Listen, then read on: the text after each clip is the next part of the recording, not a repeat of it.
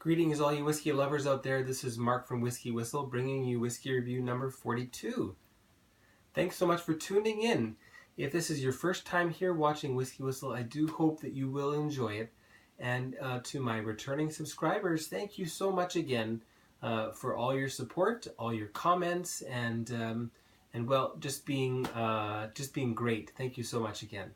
Today we're going to be looking at Tomatin and their 14-year-old, which is finished in port casks. Now, the previous review that I did also featured a whiskey that was finished in port casks. So that's going to be an interesting comparison between the two. Anyway, this one, 14 years old. The previous was 12, so a little bit older. What else? This one is also non-chill filtered. And moreover, it is absolutely natural color, and it states so on the bottle and on the box. So that's really, really reassuring, isn't it? Okay, now why don't we get right into the pouring? We want to give it a bit of time in the glass to open up and breathe a little bit, okay? So let's pour ourselves a nice pour of Tomatin 14-year-old. Now, this brand just won some very, very prestigious awards this year. So congratulations to Tomatin Distillery. And they've also rebranded this particular, well, in fact, the whole range. They've rebranded it somewhat. They've changed the bottle shape. They've changed the labeling. And if you watch at the very beginning of the iPad showcase, you'll notice that I've put a picture of the new bottle there. So that's what the new bottles look like. A little bit more rounded versus the straight up and narrow bottle you see before you. And anyway, so rebranding, look for the new bottle, same great whiskey. So let's get right into that, shall we? Now, while we're waiting for that to breathe, let's see, what should we do here? We'll look at the bottle here first. Okay. Tomatin Highland Single Malt Scotch Whisky, established 1897. Natural color and non-chill filtered. Port wood finish. Matured for over 14 years. And here it says over 14, so well, we know that it is, anyway, at least longer than that, isn't it? And they give you a little bit of tasting notes here on the back here. Aroma: honeydew melon, red berries, baked apples, rich toffee, butterscotch, sweet honey, and bitter dark chocolate. Palate: fruit and nut, peaches, apricots, mango, and plum, mixed walnuts and pecan. Finish: smooth fruit salad which lingers on the palate. Okay, please savor Tomatin responsibly, as you should. Okay, and how about the box? Anything interesting there? Quite a cool style. I guess they'll be changing that as well. I'll just read the back of this one as well. Tomatin Distillery, home of the finest Highland single malt Scotch whisky, is located in the I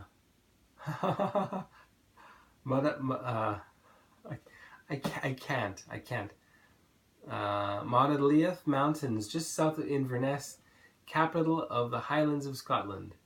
Established in 1897, Tomatin, rhymes with satin, is also one of the highest distilleries in Scotland at 350 meters above sea level.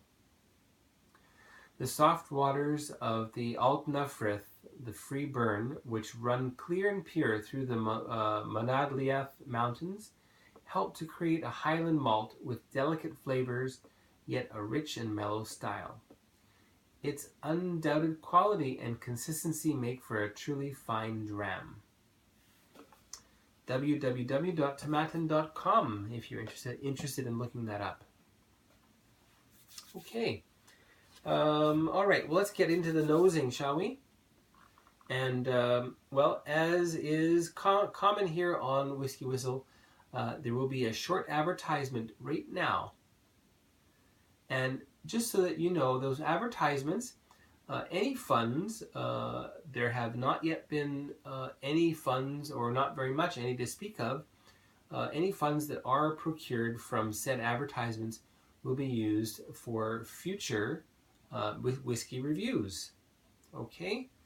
And I hope that's okay with you. And, anyway, you can leave a comment with me if you do find that distasteful, but, you know, I'm not a rich man, and I cannot do this without a little bit of help. Okay?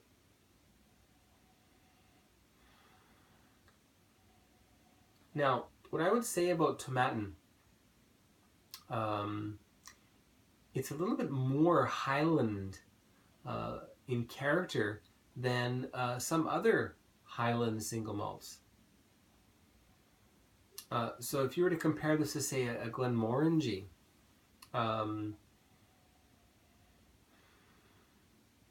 you were to smell them blind, you might wonder if Glenmorangie was a Speyside versus Tomatin with its big Highland character. What is a Highland character? Well, to generalize, some grassy or hay notes are quite prominent, as well as a little bit of gentle peat. And there's definitely a little bit of gentle peat here in the glass. It's very engaging, it's mouth-watering, there's a delicate bit of saltiness to it, and quite complex. Now, what are the notes that I've got written here? Interestingly, Danish butter. And as I was smelling this earlier, it reminded me of Lurpak, which is a brand of Danish butter that's excellent butter. I highly recommend it. Also, whole grain bread. Sourdough. So sourdough whole grain bread. And it's kind of a tawny port essence here as well. And the peat really develops the more and more you smell it. But again, it's a Highland peat. It's not really a big, bold Isla peat. So something more like the level of a Highland Park as far as the peating is concerned. And for fruit notes, I find tart crab apples and lemon. Quite engaging. And if you're watching the presentation on the iPad, you'll notice a gentleman passing by, and his name is Graham Unson, and he is the master distiller at Tomatin. Anyway, so cheers to you, sir. Thank you for this fine whiskey.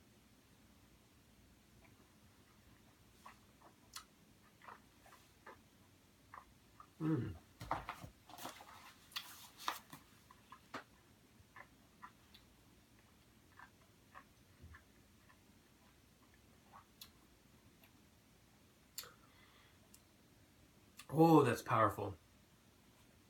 Oh, my eyes are watering. Very interestingly, this also starts out sweet, then it moves into some sourness, and finally you're treated with a little bit of kind of like a tart dryness or bitterness towards the end of the taste. And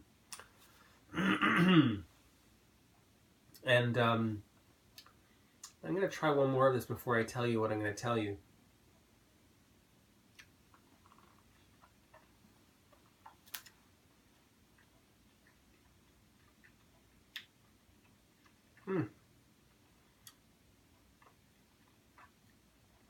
It's really interesting. There is an effervescence to this malt. I don't know how else to describe that. If you've ever made pickles before, you'll notice that over time you get a little bit of kind of like almost like a fizz. It's like the precursor to carbonation.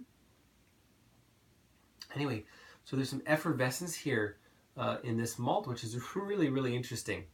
And for the flavors, there's some honey there, baklava, if you like that one, with raisins and nuts. So adding some sweetness, adding some of that that raisin kind of wine type of a flavor added, and nutty, a little bit nutty.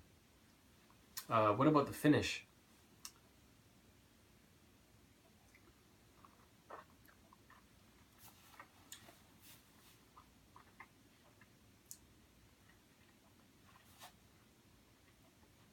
What a curious effervescence that is. The finish, you got a bit of peat, fruit, like a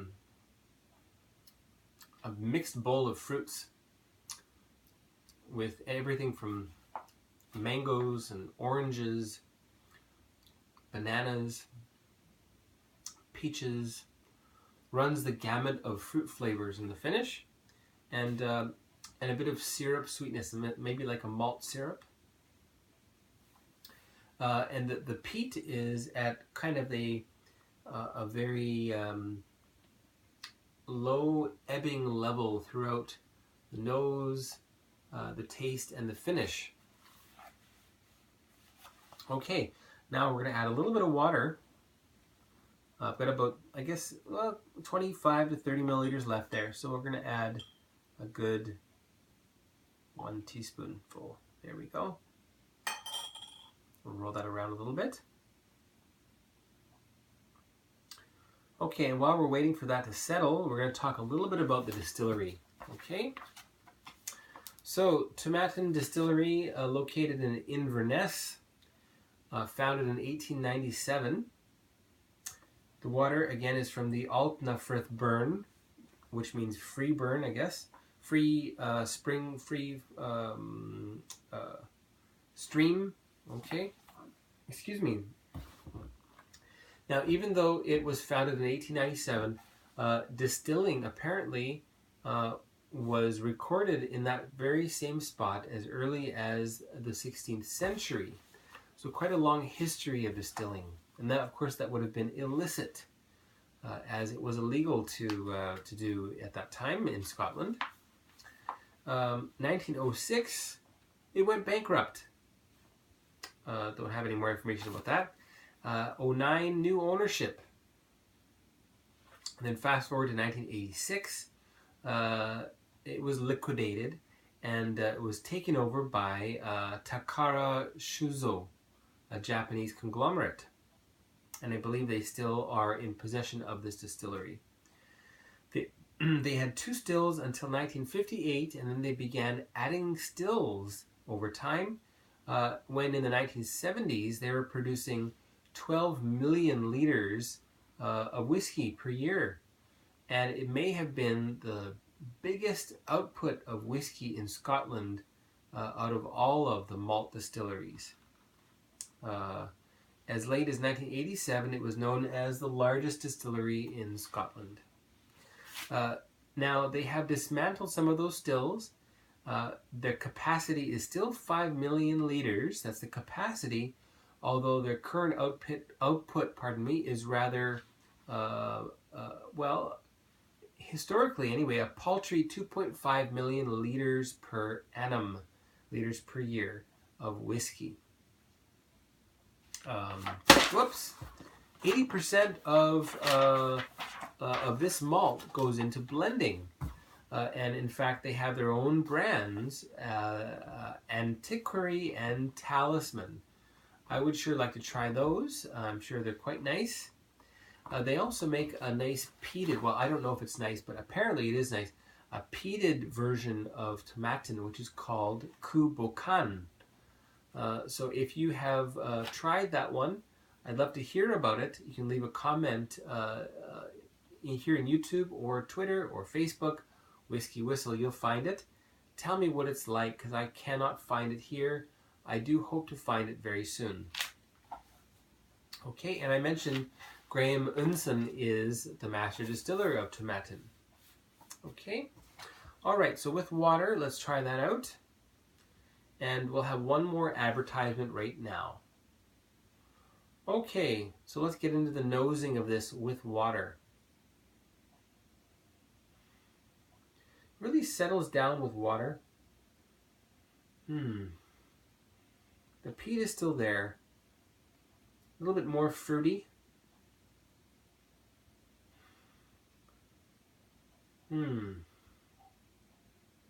Oh. Now I wrote here melon, but I am getting a bit of coffee coming through now. So a little bit of coffee, fruit, slight bit of peat, a little bit of salt. That's quite nice, isn't it? Okay, and we will taste that one now.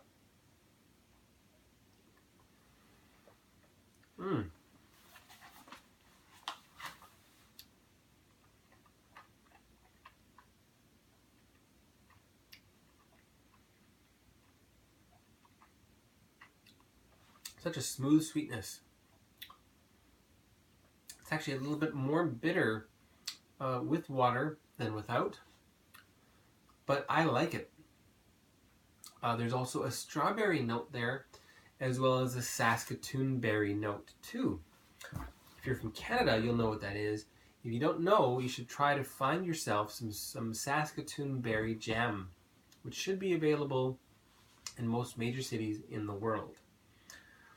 There's a little bit more nuttiness coming through, as well as some wood smoke. And the vanillas really come out over time, and also with water too. Okay, how about the finish? Cheers all.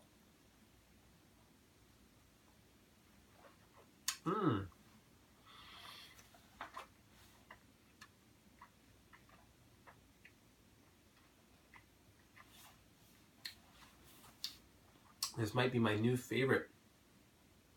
Now, medium to long finish, although it's carrying quite a while. I think we can just rest assured and call this a long finish. Vanilla pudding. A little bit of smoke left in the finish. Malt, and also some mineral kind of an essence there as well. You know, I really like this quite a lot. All right, so what is the WhiskyWhistle score for Tomatin 14-year-old? Well, it is going to be 92 out of 100. All right, so what do I write here? Well, this is what I wrote word for word. This whiskey rocks, and you need to go and get yourself some. Such an interesting juxtaposition of styles. Highland through and through with a dollop of peat and a dollop of berry sweetness. Such an interesting and intriguing effervescence really mixes things up with this particular malt. Incredible. If you can find yourself a bottle of this, I would say make sure you go and get some. Give it a try. Split it up with your whiskey buddies if that's expensive where you are. It's a little pricey here in Korea. I think it was around about 140,000 won, give or take, maybe 130 thereabouts. I'm not sure. Anyway, worth it? Definitely worth it. I'm really thrilled with this, and I'm sure that you will also. So, 92 out of 100 for Tomatin 14-year-old. My name is Mark. Thank you for tuning in, and we'll see you another time. Don't forget to subscribe.